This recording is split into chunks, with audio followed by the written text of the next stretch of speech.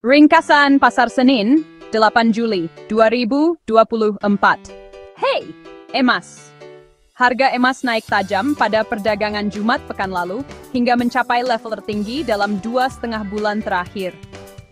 Data dari Amerika Serikat yang menunjukkan kenaikan tingkat pengangguran memperkuat harapan bahwa The Fed akan menurunkan suku bunga pada bulan September dan mendorong kenaikan emas.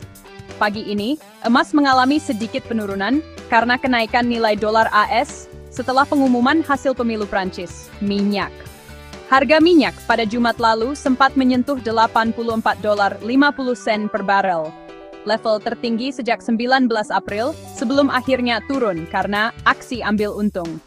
Sentimen untuk minyak masih positif karena permintaan bensin di Amerika Serikat diperkirakan meningkat pada kuartal 3 karena memasuki musim panas. USD mencatat kenaikan yang cukup besar sepanjang pekan lalu, tetapi pagi ini langsung turun tajam sebelum perlahan naik kembali.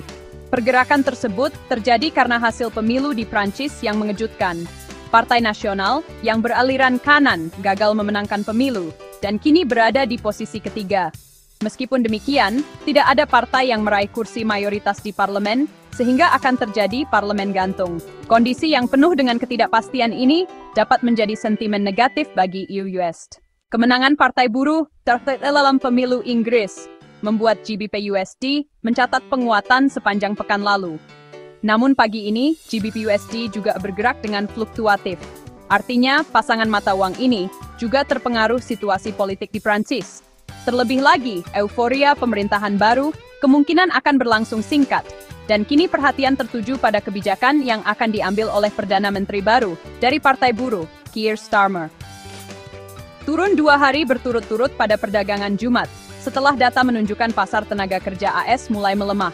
Pasangan mata uang ini masih belum jauh dari level tertinggi 38 tahun, sehingga tekanan masih akan besar. Apalagi dibayangi isu intervensi. Pelaku pasar yang semakin yakin The Fed akan menurunkan suku bunga pada bulan September membuat Nasdaq melesat dan kembali memecahkan rekor tertinggi sepanjang masa di 20.638 pada Jumat pekan lalu.